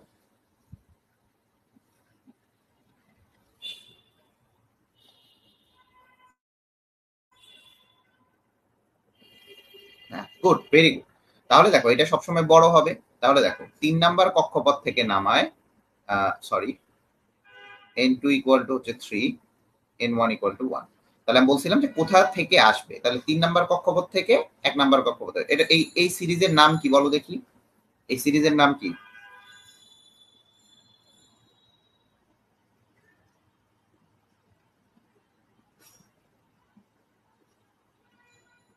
এই সিরিজের নাম কি বলো? এই সিরিজের নাম কি? তাড়াতাড়ি বলবা। এই সিরিজের নাম কি? তাড়াতাড়ি বলবা।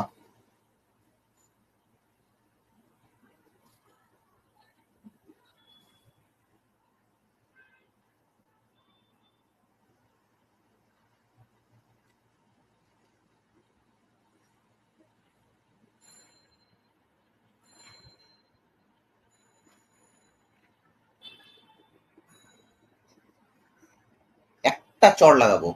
প্যাশ্চেন সিরিজ হয়? গাধা কোথাকার। সিরিজের নাম কার উপর ডিপেন্ড করে হয়? সিরিজের নাম কার উপর ডিপেন্ড করে হয়? N1 এর মানের উপর ডিপেন্ড করা হয় না? লাইমেন সিরিজ এটা, গাধা কোথাকার। এটা হচ্ছে লাইমেন সিরিজ, N1 এর মানের উপর ডিপেন্ড করে হয়। তাহলে এটা হচ্ছে লাইমেন সিরিজ। খুবই ভালো কথা। এখন বলছে কি, ম্যাথ করার নিয়ম হচ্ছে একটা একটা করে লাইন পড়বা আর একটা একটা করে লিখবা। লাফিয়ে অরবিটালে আসলো, তখন উৎপন্ন রেখা বর্ণালীর ফ্রিকোয়েন্সি নির্ণয় করতে বলছে। ফ্রিকোয়েন্সি, এই ফ্রিকোয়েন্সি হচ্ছে নিউ। ফ্রিকোয়েন্সি নির্ণয় করতে বলছে। ফ্রিকোয়েন্সি মানেই কম্পাঙ্ক, তরঙ্গ সংখ্যা কত হবে? তরঙ্গ সংখ্যা ওই নিউ বার। তো ফ্রিকোয়েন্সি এবং নিউ বার তুমি ইজিলি নির্ণয় করতে পারবা, ঠিক আছে? তো এখন দেখো যে সূত্রটা কিভাবে আসে।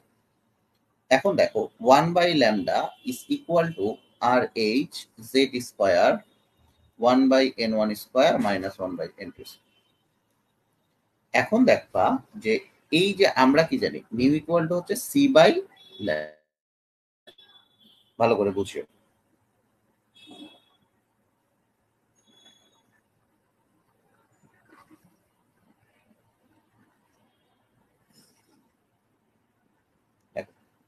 C/λ, তার মানে আমি যদি এখানে এরকম করে করি, 1/λ ইকুয়াল টু কি হবে বলো দেখি? 1/λ ইকুয়াল টু কি হবে?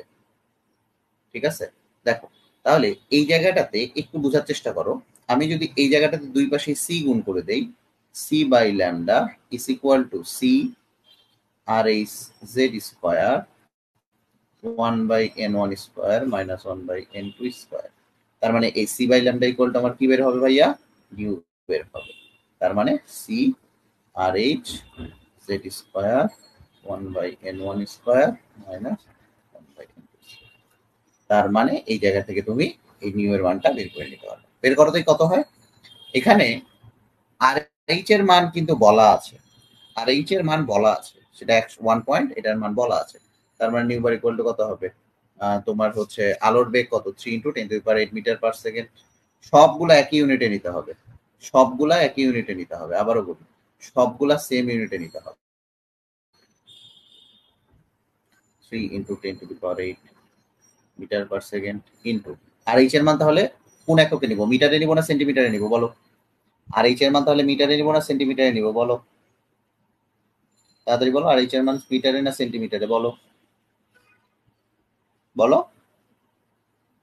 এটা যেহেতু মিটারে নিছি, তাহলে আর এইচ এর মানটা কিসে নিব? তাড়াতাড়ি বলো ভাইয়ারা, দেরি হচ্ছে।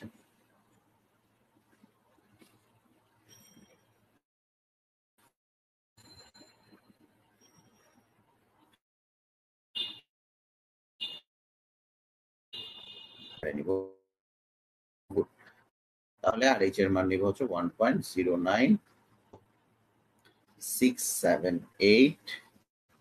ইন্টু 10⁻7 পার মিটার ইন্টু হচ্ছে 1/1² মাইনাস 1/6। তারপরে আপনি এখান থেকে ক্যালকুলেশন করে বের করুন, ক্যালকুলেশন করে অ্যান্সারটা বের করুন। ক্যালকুলেশন করো দেখি কত আসে, দেখো ক্যালকুলেশন করো। কারণ metre per second. Very good, very good. সবাই দোয়া করবেন, আমার সামনের মাসে পিএইচডি পরীক্ষা আছে, আরেকটা ডিগ্রি পাস করতে পারি। পাস করতে পারি, আমার খুবই ইচ্ছা যে একটু পড়ালেখা করি আর একটু। দোয়া করবেন আর ভালো কিছু ডেলিভার করতে পারি। দেখেন অ্যান্সার কত আসে, দেখেন অ্যান্সারটা মিলাই নেন, ক্যালকুলেটর বের করে অ্যান্সার মিলাই নেন।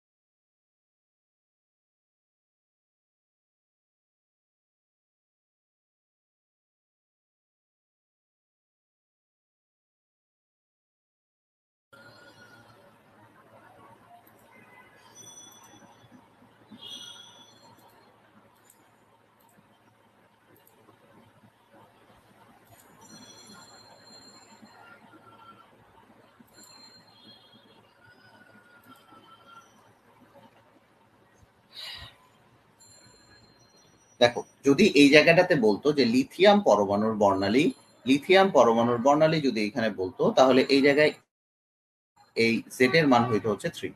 লিথিয়াম পরমাণু বললে জেড এর মান হইতে কত? 3।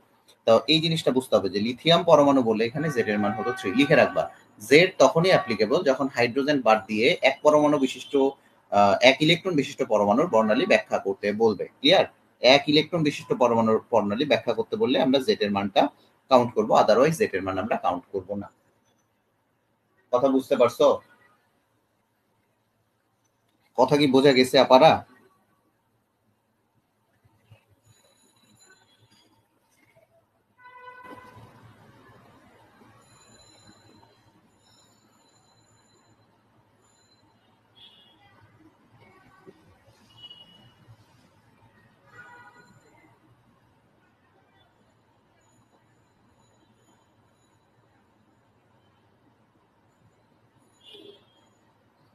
এই কথা বোঝা গেছে? তাড়াতাড়ি কমেন্ট করো। এটা এটা এটা করো দেখি, এটা মিলে কিনা। 2.40 আসে।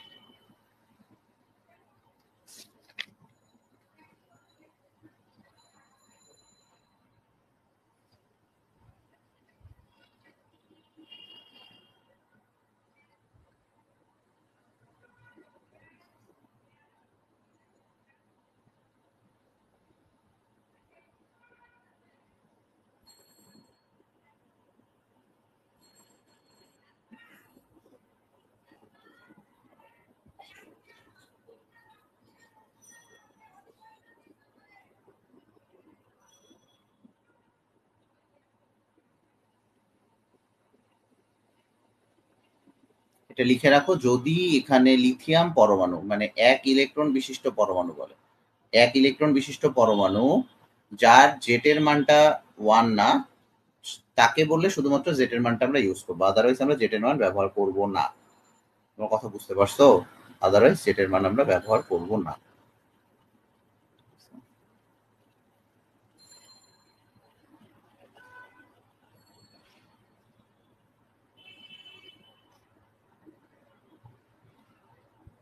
এটা একটু মানটা বের করে নাও। 40 আসো, 40টাও খুব সহজ।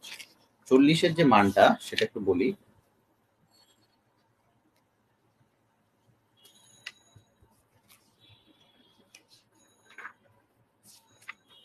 40-এর মানটা দেখো, এখানে বলছে হাইড্রোজেন পরমাণুর ব্রাকেট সিরিজের তৃতীয় লাইন। বলছে ব্রাকেট সিরিজের তৃতীয় লাইন। এটা কয় নাম্বার সূত্র বলো দেখি? ব্রাকেট সিরিজের তৃতীয় লাইনে তরঙ্গ দৈর্ঘ্য, লাইনের ল্যামডা বের করতে বলছে। তাহলে দেখো ব্রাকেট সিরিজের যদি তৃতীয় লাইন বলো, তাহলে ব্রাকেট সিরিজের জন্য n1 এর মান কত? n1 এর মান কত? ব্রাকেট সিরিজের n1 এর মান কত বলো? ব্রাকেট সিরিজের n1 এর মান কত ভাইয়া? তাড়াতাড়ি কমেন্ট করো ভাইয়া, আমার অন্য ব্যাচ আছে, তাড়াতাড়ি করো, তোমাদের তো অলরেডি 1.5 ঘন্টা হয়ে গেছে। তাড়াতাড়ি করো, শেষ করবো। 4। আর তৃতীয় লাইন বলছে, তাহলে n2 এর মান কত হবে? তৃতীয় লাইন মানে n2 এর মান কত হবে? n1 প্লাস 3, তার মানে আমার কত আসবে? 7 আসবে। তৃতীয় লাইনে ল্যামডা বের করতে বলছে, তার মানে 1/λ ইজ ইকুয়াল টু হচ্ছে RH z square 1/n1 square minus 1/n2 square. বুঝছেন না? সহজ না এটা? সহজ না? দেন এখান থেকে আপনি ল্যামডাটা বের করে নেবেন। ল্যামডাটা বের করে, সহজ না জিনিসটা? সহজ কিনা সেটা বলেন।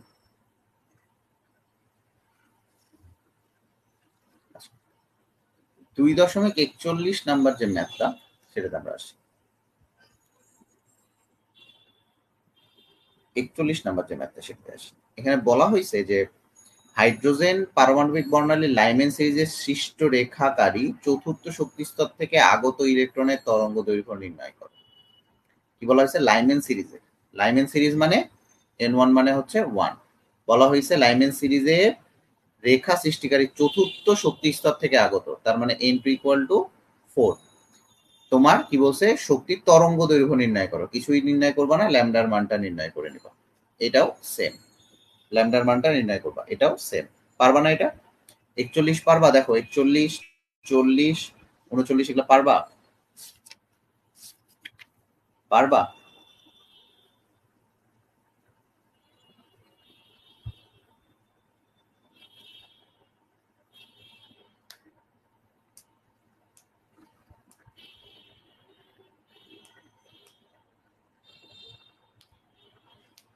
এগুলা পারবা শিওর?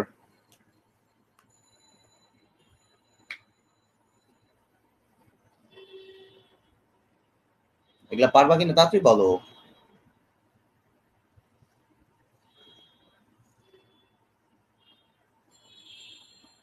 এরপর একটা থিওরিতে চলে আসি।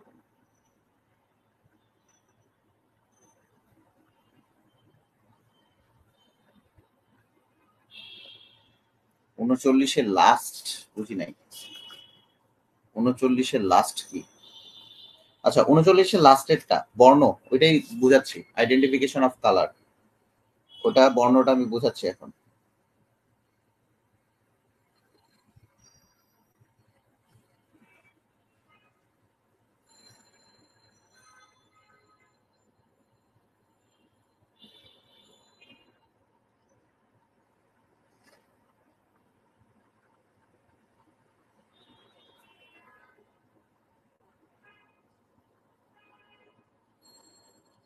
আইডেন্টিফিকেশন অফ কালার যখনই দেখবা শুধুমাত্র বামার সিরিজটাই তোমার দৃশ্যমান আলোর পরিসরে বিকিরণ। এটুকু তো আগেই জানো যে বামার সিরিজটা একমাত্র দৃশ্যমান আলোর পরিসরে বিকিরণ হয়, এটুকু জানো নাকি? যে বামার সিরিজটাই দৃশ্যমান আলোর পরিসরে বিকিরণ হয়। আচ্ছা, যদি বামার সিরিজটা দৃশ্যমান আলোর পরিসরে বিকিরণ হয়ে থাকে, আবারও বলি, বামার সিরিজটা যখন দৃশ্যমান আলোর পরিসরে বিকিরণ হয়ে থাকে, তার মানে তুমি বুঝতেই পারছো এখানে বামার সিরিজটাই আমার কি করবে, এখানে আলোটাকে আমি কাউন্ট করব, বামার সিরিজটার আলোটাকে আমি দৃশ্যমান আলোর পরিসরে কাউন্ট করব। এইটুকু তো জানো, এটুকু জানো না? বামার সিরিজটাকে আমি দৃশ্যমান আলোর পরিসরে কাউন্ট করব। দেখো, তো বামার সিরিজকে তুমি দৃশ্যমান আলোর পরিসরে কাউন্ট করতেছো, খুবই ভালো কথা। তাহলে বামার সিরিজ যখন আমি দৃশ্যমান আলোর পরিসরে কাউন্ট করব, তখন তো আমার একটা রেঞ্জ থাকা উচিত যে আমি কোনটাকে কোন আলো ধরবো, তাই না? এটাকে আমি কোনটাকে কোন আলো ধরবো সেটাকে আমি একটা রেঞ্জের মধ্যে রাখবো না? বলো দেখি, রাখবো কিনা এটা বলবা। রেঞ্জের মধ্যে রাখবো কিনা সেটা বলবা। রাখবো?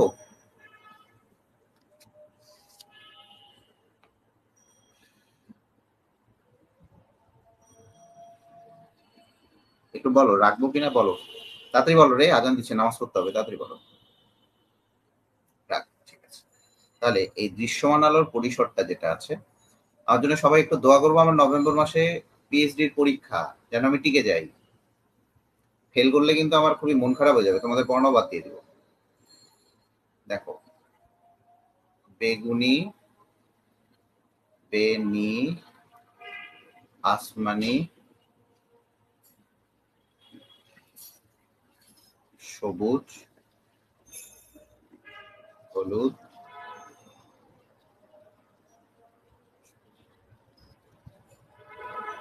কমলা,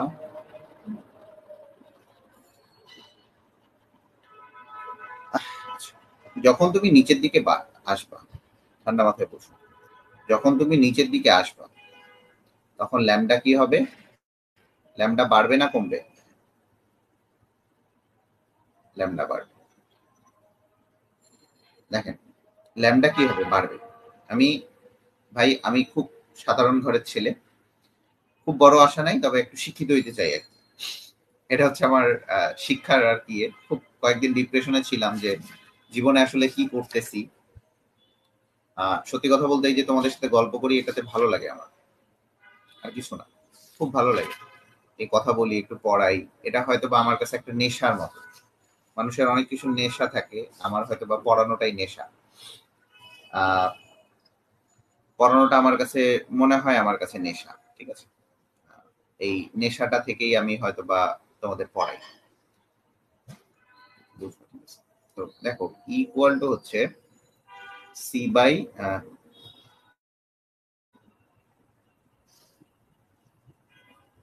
ভালো মতো equal to h c by lambda. তার মানে ই সমানুপাতিক 1 বাই ল্যামডা। তার মানে এই যদি বেড়ে যায় ই কি হয়ে যাবে, ই কমে যাবে। এই পাশে গেলে ই বাড়তেছে, এই পাশে ই কমবে। তার মানে ই বাড়বে হচ্ছে এই সাইডে, ই বাড়বে এই সাইডে। দেখো ই বাড়বে এই সাইডে। আবার দেখো ইকুয়াল টু হচ্ছে এইচ নিউ, ইকুয়াল টু হচ্ছে এইচ নিউ। তাহলে ই সমানুপাতিক হচ্ছে নিউ। তার মানে ই যদি বাড়ে নিউ কি হবে, বাড়বে। এই যদি বাড়ে তাহলে নিউ বাড়বে।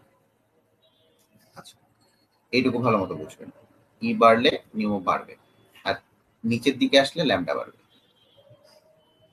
নিচের দিকে আসলে ল্যামডা বাড়বে। ক্লিয়ার এইটুকু?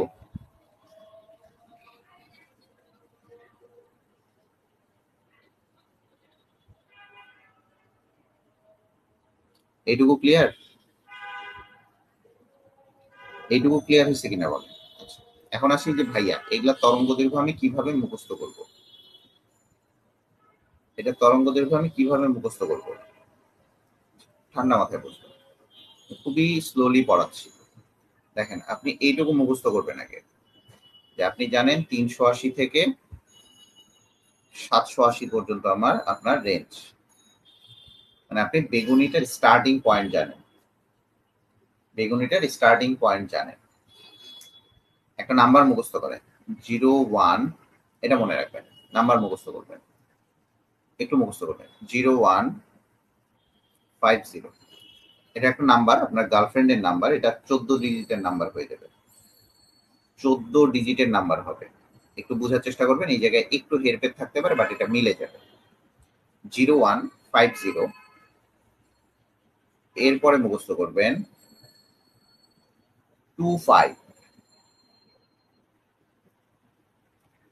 015025, এরপরে লেখেন 120, লেখেন 20। একটু লিখবেন এটা 01502520 15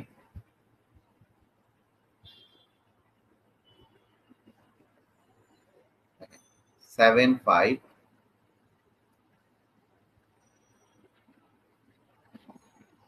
আমি আবার বলি, এটা আপনার গার্লফ্রেন্ডের নাম্বার বা বয়ফ্রেন্ডের নাম্বার।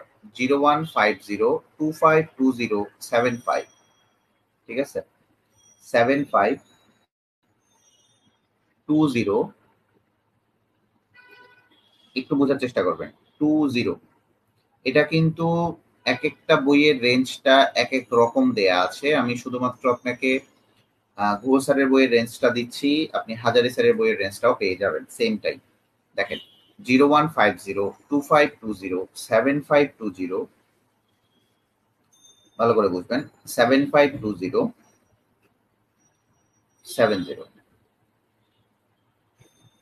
এটা মনে রাখেন। আচ্ছা ভাইয়া, এটা আসলে কি বললেন বা কিভাবে কি করলেন আমি এটা বুঝি নাই। এটা হচ্ছে আপনাদের একটা কথা হতে পারে, ভাই এটা আমি বুঝি নাই। দেখেন এটা হচ্ছে গুহ স্যারের বইয়ের রেঞ্জ, মানে আপনার যে রেঞ্জটা আসবে। কিন্তু আপনার যখন হাজারি স্যারের বইয়ের রেঞ্জটা আসবে, আপনি মেইনলি যেটা করবেন হাজারি স্যারের বইয়ের রেঞ্জটা পড়বেন। এই জায়গাটা এটা পড়বেন না, এটা আমি বাদ দিলাম। কেন বাদ দিলাম? কারণ এটা আপনি হাজারি স্যারের বইয়ের রেঞ্জটা পড়বেন। হাজারি স্যারের বই ওইটা লিখে রাখবেন, আমি আবারও লিখে দিচ্ছি। ওটা লিখে রাখবেন, আমি আবারও লিখে দিচ্ছি, ঠিক আছে? দেখেন লিখেন 01, এটা আপনি মনে রাখবেন, এটা আপনার গার্লফ্রেন্ডের নাম্বার। হ্যাঁ, 44, এরপরে লেখেন 26, এরপরে লেখেন 26। এটা মুখস্থ রাখবেন। এটা মুখস্থ করলে আপনি এই জায়গার প্রত্যেকটা রেঞ্জ মুখস্থ হয়ে যাবে। এটা যদি মুখস্থ রাখেন আপনার রেঞ্জ মুখস্থ হবে, আদারওয়াইজ আপনি পারবেন না এটা, কারণ এতগুলো মুখস্থ রাখা খুবই টাফ। বলেন 0144, আমার সাথে একবার বলেন 01442626, তারপরে লিখবেন 50। দেখেন যাদের যাদের বয়ফ্রেন্ড আছে তাদের এটা বয়ফ্রেন্ডের নাম্বার, যাদের যাদের গার্লফ্রেন্ড আছে তাদের এটা গার্লফ্রেন্ডের নাম্বার। 014426507575 তারপরে লিখেন 15, তারপরে লিখেন 57, শেষ শেষ। আমি আবারও খুবই ঠান্ডা মাথায় এবং আপনাকে খুবই পোলাইটলি বলতেছি, আপনারা যদি পড়তে চান তাহলে পড়েন, আদারওয়াইজ আপনার পড়ার দরকার নেই, আপনার পড়ার দরকার নেই, আপনি বাদ দেন পড়ালেখা। আপনারা যদি ঠান্ডা মাথায় পড়তে চান তাহলেই শুধুমাত্র পড়বেন, আদারওয়াইজ পড়ার দরকার নেই। এটা হচ্ছে হাজারি স্যারের বইয়ের রেফারেন্স, এটা হচ্ছে হাজারি স্যার, আর আগেরটা ছিল গুহ স্যার। আপনি কেন হাজারি স্যার পড়বেন? কারণ বেশিরভাগ টিচাররা হাজারি স্যার পছন্দ করে। ভাইয়া কিভাবে মনে রাখবো? দেখ, এই সবগুলোই কিন্তু ন্যানোমিটারে। মর্নিং ভাইয়ের নাম্বার, হ্যাঁ মর্নিং ভাইয়ের নাম্বার আপনি মনে রাখতে পারেন, মর্নিং ভাইয়ের নাম্বারও মনে রাখতে পারেন। আপনি এটাতে কল দেবেন আমাকে যে কোনো সময়, ঠিক আছে? এটা কিন্তু আমি ন্যানোমিটারে বের করব, আবারও বলি এটা আমি ন্যানোমিটারে বের করব। আচ্ছা, আমি যেটা বলছি 01 বাদ দিবেন, 44, তার মানে 44 বলতে এর সাথে আপনি 44 যোগ করেন, 44 যোগ করলে আসবে 424, আর তাহলে 424 থেকে এটা স্টার্ট, 424 থেকে এটা স্টার্ট হবে, তারপরে যোগ করেন 26 মানে 450, 01 4426, 4426 আসমানি চলে আসি, তাহলে 450 থেকে 500, দেখেন এটা হচ্ছে 500, মুখস্থ করেন, আমার সাথে একবার বলেন, কাউকে ভোলা যাবে না, যাকেই বলেন না কেন আমাকে ভোলা যাবে না, হ্যাঁ আমাকে ভুললে আপনার জীবন ধ্বংস হয়ে যাবে। এরপর চলে আসে 75, 500 থেকে, দেখেন আমার মুখস্থ করা লাগতেছে, আমারও কিন্তু মুখস্থ নাই, 500 থেকে 575, দেখেন 15, 575 থেকে 590, এরপরে চলে আসি এই 590 এর সাথে 57 যোগ করেন, 590 থেকে 647, 647, তাহলে 647 থেকে 780। মুখস্থ করা লাগছে, মুখস্থ করা লাগছে, যদি আপনি এটা বুঝতে পারেন আপনি এটাতে শাইন করে যাবেন। আমি আবার বলি, কোনো কিছুই মনে রাখবেন না, 01442650751557, এটা আপনার গার্লফ্রেন্ড অথবা বয়ফ্রেন্ডের নাম্বার, সেটা প্রোভাইড করছে কে? গালিব ভাই। কত digit? I don't care, digit doesn't matter, love is matter, because love is blind. কোন নাম্বারে কল যাচ্ছে সেটা doesn't matter, love is blind. So blind একটা নাম্বারে কল দাও, কোনো সমস্যা নেই, সেটাই তোমার লাভ। So be a lover boy or be a lover girl. আমার কথা বুঝছো? তোমাদের খেলা হচ্ছে, আমি খেলা দেখি না, আমি তোমাদের পড়াচ্ছি। আমার জন্য সবাই দোয়া করবা যেন আমি অ্যাটলিস্ট তোমার হচ্ছে চান্সটা পাই, ঠিক আছে? অ্যাটলিস্ট যেন পিএইচডি না হলে মাস্টার্সটা যেন অ্যাটলিস্ট আরেকটা মাস্টার্স করতে যাচ্ছি, ওটা যেন হয়ে যায়। সবাই খুবই দোয়া করবা। এইটার মতো সহজ জিনিস আর তুমি পাবা? বলো দেখি, জীবনে পড়ছো এইভাবে? কিভাবে পড়তে হয়, কিভাবে পড়তে হয় জিনিসটা বুঝতে পারছো? জিনিসটা বুঝতে পারছো?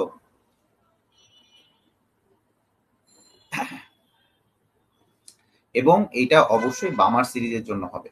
আমি আবারও বলি, যখন বামার সিরিজ একমাত্র বলা থাকবে অথবা n1 এর মান যখন 2 বলা থাকবে, তখনই শুধুমাত্র এই দৃশ্যমান অঞ্চলগুলো তুমি পাবা, আদারওয়াইজ পাবা না, আদারওয়াইজ পাবা না। ইজি লাগছে না এখন?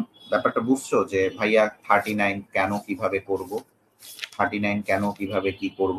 Is it clear?